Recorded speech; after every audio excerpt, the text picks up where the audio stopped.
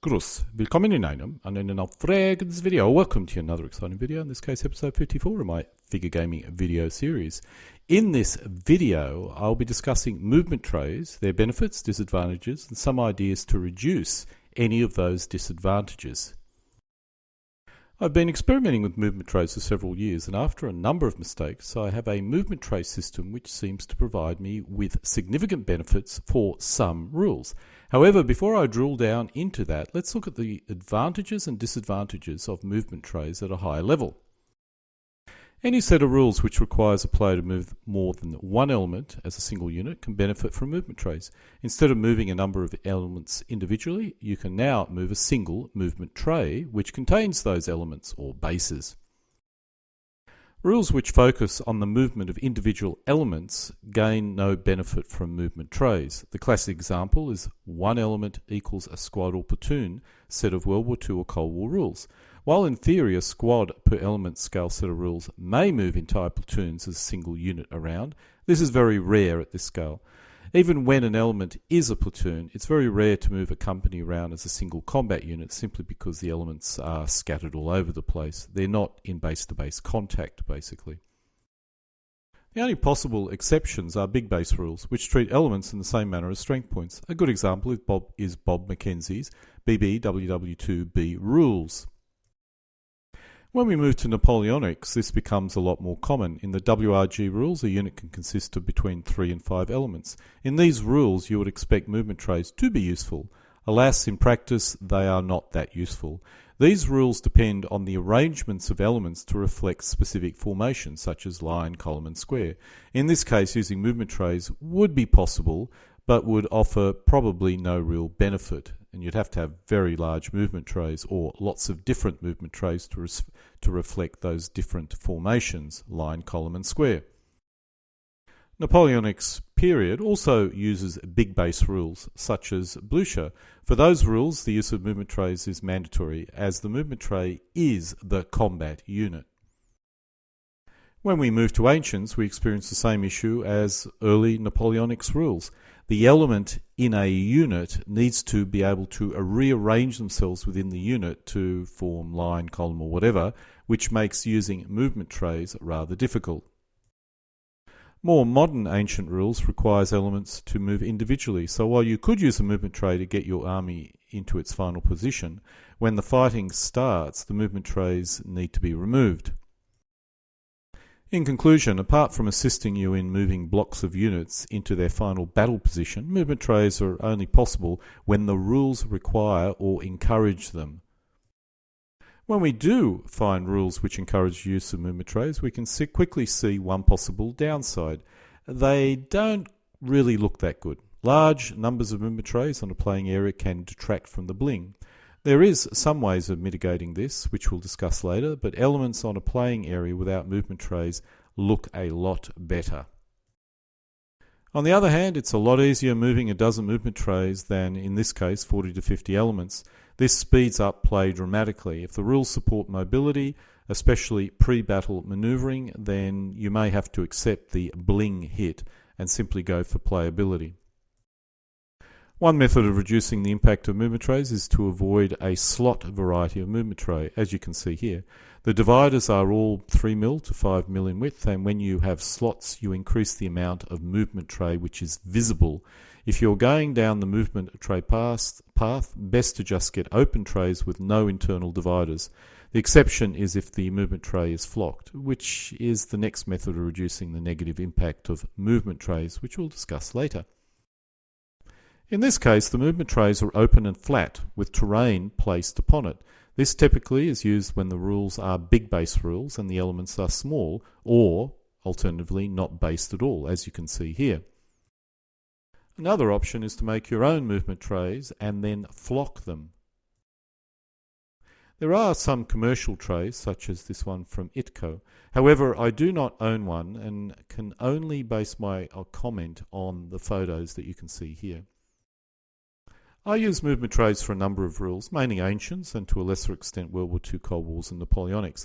I try and avoid movement trays for World War II, Cold War and Napoleonics if possible, but my main rules for Ancients work a lot better with movement trays and I always commonly use them. While I'm not happy with the lack of bling that movement trays like this bring, the game flows much quicker using movement trays. I do occasionally use, or used to use, movement trays with Napoleonics as well, simply because my Napoleonics were based using a WRG basing system. They were basically a rectangle. And the rules I currently use, Grosse Schlachten, basically encourages the use of square units. So movement trays tend to work reasonably well there. However, recently I've decided to adopt US basing, which means I can avoid movement trays entirely. However, while I was sort of struggling with this and looking at US basing to avoid movement trays, someone on one of my videos made a comment that one of the ways of resolving the bling impact is to flock your tray so it matches the playing area. This was about a year and a half ago. After thinking about this for a while, I decided to give it a go just recently. The first issue I had was my commercially sourced trays had almost no clearance for flock, unless I was only going to flock the top of the dividers, which I suppose is an option. This is an option, but I wanted to flock the entire movement tray, so when a tray was not fully populated, it still looked okay.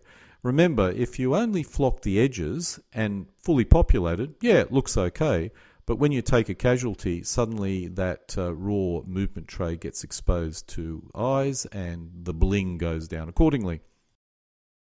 In order to resolve this, I decided to create my own movement trays. I cover the making of homemade movement trays in an earlier video, so I'll not cover that in any detail again in this video. In simple terms, I cut out a base from a 3mm thick sheet of MDF, which is 1 centimeter wider and longer than the elements it's supposed to hold. In my case, elements which are 4 centimeters wide and able to hold 3 infantry, or 2 mounted elements, which is the depth of 6 centimeters. Thus, the base is 7 centimeters deep by 5 centimeters wide. Then I use 3mm or 2.5mm square balsa strips to make the edges. Because the balsa is 3mm or 2.5mm wide, the result is the slots are much larger than necessary to hold the elements. This gives me the clearance to flock the entire base without, making it useless. That is, I can't put the elements in it. This shows the result. I have two flocking systems. This shows one of them. Because I want to make it clearly obvious who is owned by whichever particular player, I have two sets of movement trays, which uses, in one case, a green base flock and the other uses a brown base flock, which allows me to match the movement trays to the bases of my figures as well. The result of this, it does help me to distinguish opposing forces much easier. As I often provide both force mixes, it's possible some new players may get confused who is a friend or foe if all the movement trays were identical. This is not really required, but it does not cause any issues, so I went down that particular path. The side edges, that's the external side edges of the movement trays, are green, although in some cases some flock can be seen sticking to it. I will likely colour the edges black. I'll need to conduct some experimentation first, but I'm not really too keen at the current edge of the movement trays. The reason why I need the internal slot to be much larger than the elements is due to the flock on the inner edge of the sides. Flock can be about 1 mm wide, so this could take 2 additional millimeters, if not more, from the slot. As you can see in this image, there is adequate clearance to easily place my elements into these trays. In the foreground, 3 elements of skirmishers, behind that 2 elements of artillery, and behind that 3 elements of foot. Several units of 3 elements of foot actually behind that.